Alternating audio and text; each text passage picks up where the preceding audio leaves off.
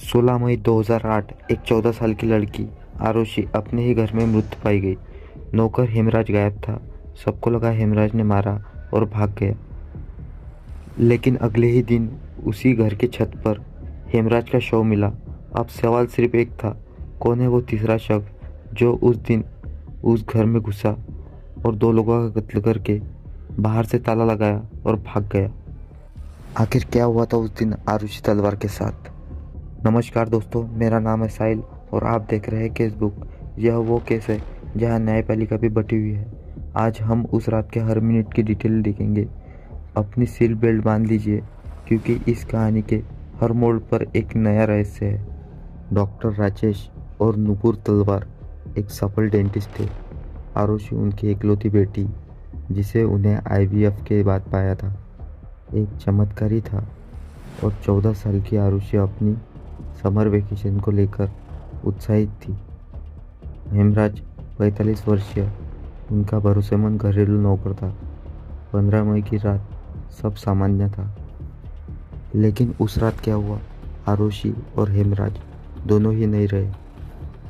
रात के 9:40 पर ड्राइवर उमेश शर्मा राजेश को छोड़ते हैं। इसके बाद वॉचमैन वीरेंद्र सिंह की गवाही के अनुसार रात 10 बजे से सुबह 6 बजे तक कोई भी बाहर व्यक्ति न तो घर से निकला न बाहर आया।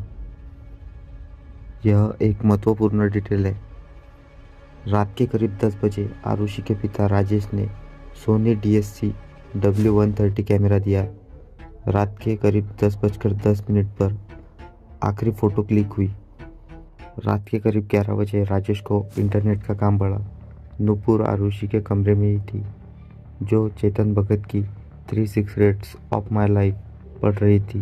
नुपुर ने राउटर ऑन किया और दरवाज़ा बाहर से बंद कर दिया, चाबी लगाकर। यह दरवाज़ा अंदर से खुल सकता था, पर बाहर से सिर्फ चाबी से ही। राजेश ने 11:45 पर इंटरनेट का उपयोग किया, लेकिन 12:08 तक उपयोग हुआ। 16 मई 12:30 बजे आरुषि के दोस्त अनमोल के फ़ोन से मैसेज का कोई जवाब नहीं मिला। आरुषि देर से सोने वाली लड़की थी, इसलिए यह असामान्य था। 16 मई सुबह 6 बजे भारतीय मंडल बेल बजाती है। रोज की तरह हेमराज नहीं खुलता। नुपुर बाहर आती है, बताती है कि बीच वाला ग्रिल गेट बाहर से लॉक है। हेमराज को पुकार जाता है, कोई जवाब नहीं। क्या हेमराज दरवाज़ा बाहर से लॉक करके दूध लेने गया था? अगर हाँ, तो उसके पास घर की चाबी थी। अगर हेमराज मरा हुआ था, तो दरवाज़ा किसने लॉक किया था? भारती के सुझाव पर नुपुर बालकनी से चाबी नीचे फेंकती है। नुपुर घर में वापस आई। राजेश उठा हुआ था। उन्हें डाइनिंग टेबल पर स्कॉच विस्की की खाली बोतलें मिलती है, जो उनके छिपाए हुए कोने से निकल गई थी। इस पर आरुषि और हेमराज दोनों के फिंगरप्रिंट्स थे। यह सब देखते ही आरुषि के कमरे की ओर उनके पिता भागे। उन्होंने दरवाज़ा हल्का सा खुला पाया, जो 11 बजे लॉक किया गया था। अंदर आरुषि की खून से सनी लाश बिस्तर पर मिली। गले पर गहरे चोट के निशान और सिर पर चोट के निशान थे। ये सब राजेश चीखते हुए नुपुर वहाँ आई। तभी भारती चाबी लेकर अंदर आती है और देखती है बाहर का ग्रिल गेट धक्का मारने से खुला। बीच का ग्रिल गेट सिर्फ कुंडी से अटका हुआ था, लॉक नहीं था। नुपुर हेमराज पर चिल्लाते हुए इल्ज़ाम लगाती है। भारती पड़ोसियों को सूचना देती है, लेकिन सबसे बड़ी गलती, पुलिस के आने से पहले ही 15 से ज़्यादा लोग अपार्टमेंट में घुस चुके थे। उन्होंने सबूतों को छुआ, एविडेंस को दूषित कर दिया। पुलिस को आरुषि के बेडशीट, ड्रेस और मैट्रेसेस पर खून मिला।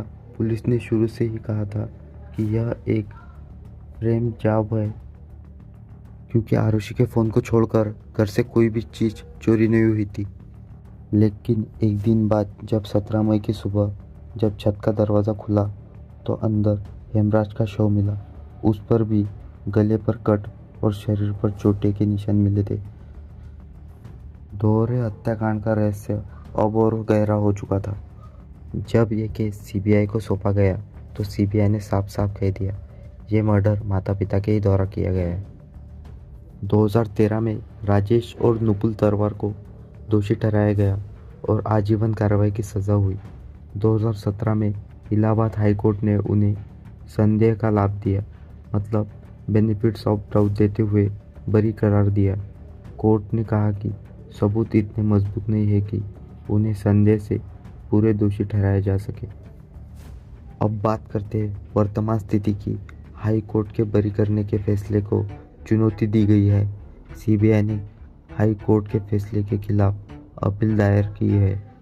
कुमकला बंजारे ने भी हत्यारों को सजा मिलने के लिए सुप्रीम कोर्ट में याचिका दायर की है।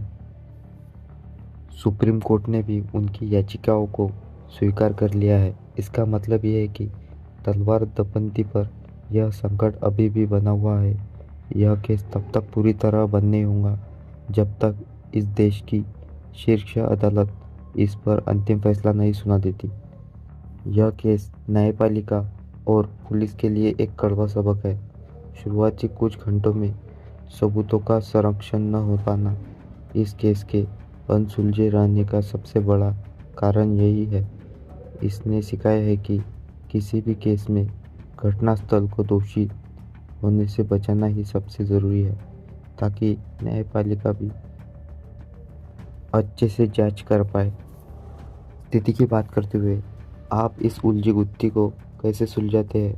आपके अनुसार उस रात क्या हुआ था? कमेंट सेक्शन में अपनी राय ज़रूर बताएं।